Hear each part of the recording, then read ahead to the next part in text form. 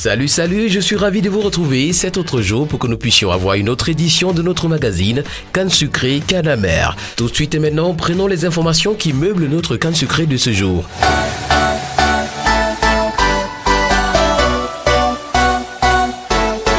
Une belle information de notre canne sucrée ce matin, c'est la demande de pardon de Albert Roger Mila. Après avoir accusé les pays de l'Afrique du Nord de mettre le bordel en Afrique, Roger Mila est revenu sur ses propos en s'excusant sincèrement.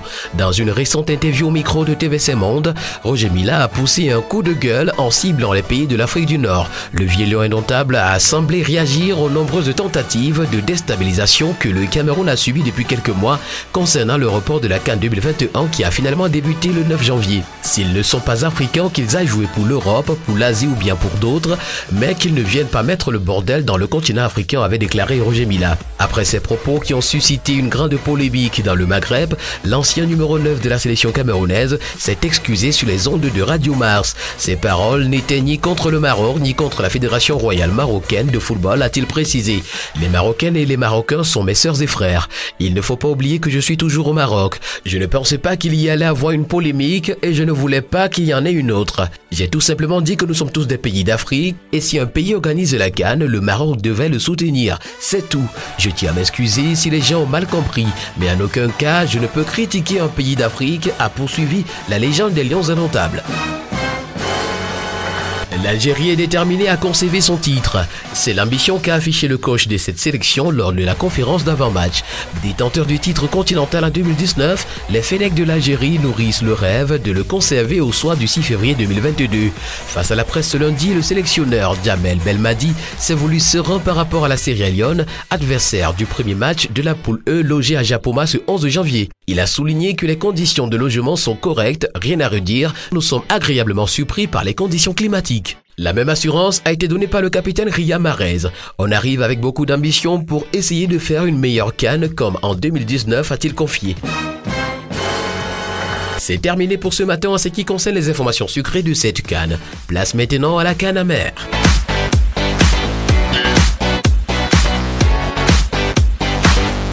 La canne amère de ce jour est plus meublée que la canne sucrée.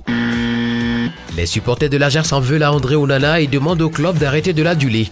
André Onana est actuellement toujours gardien de l'Ajax. Il semble donc logique que le club d'Amsterdam le complimente pour sa prestation avec le Cameroun en ouverture de la CAN 2021. Mais puisque le Camerounais a signé un contrat avec l'Inter de Milan qu'il rejoindra en juin prochain, c'est un supporter de l'Ajax pense que le club devrait l'ignorer.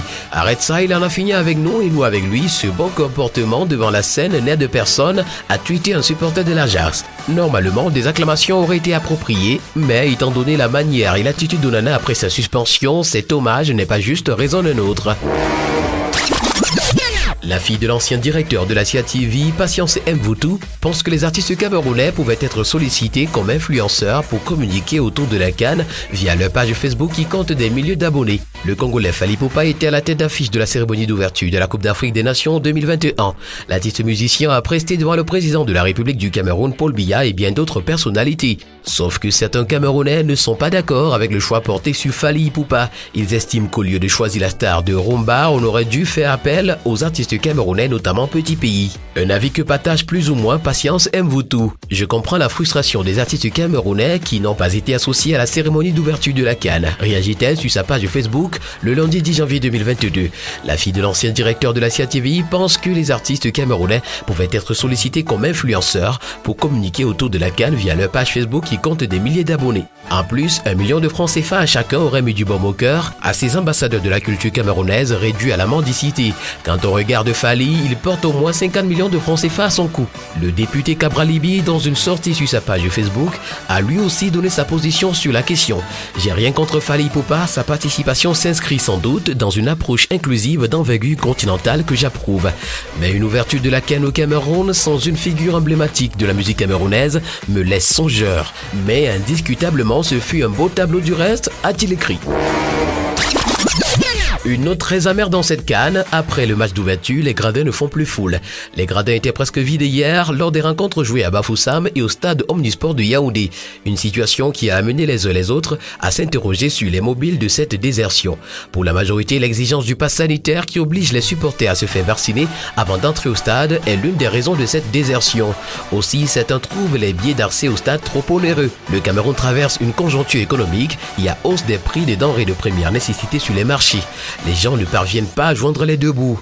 Il n'y a donc pas l'argent pour les tickets de stade. Cette situation fait directement le bonheur des fan zones et des villages CAN. Ils se remplissent et l'ambiance y est bien chaude. La situation va-t-elle se renverser dans la suite de la compétition? Il le faut bien, car elle ne fait pas bonne image pour le pays organisateur connu comme une terre de football.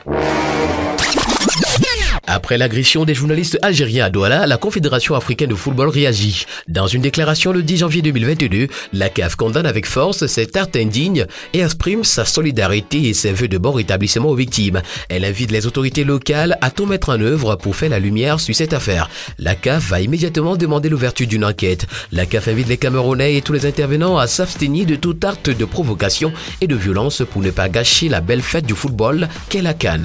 Les pouvoirs publics et les organisateurs ont besoin de la contribution de tous pour assurer à tous les participants à la CAN Total Energy 2021 et aux représentants des médias de tous les pays une sécurité optimale.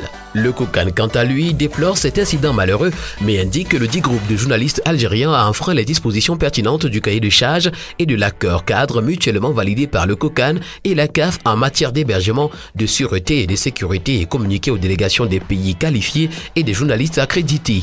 Que les membres du dit groupe ont privilégié un hôtel dans les environs de la prison centrale de New Bell, non retenu par le COCAN validé par la CAF. Mesdames et messieurs, c'est ici que prend fin cette autre édition de votre magazine CAN sucré, CAN amer. Merci de l'avoir écouté et à très bientôt pour une nouvelle édition. Vive la CAN au Cameroun!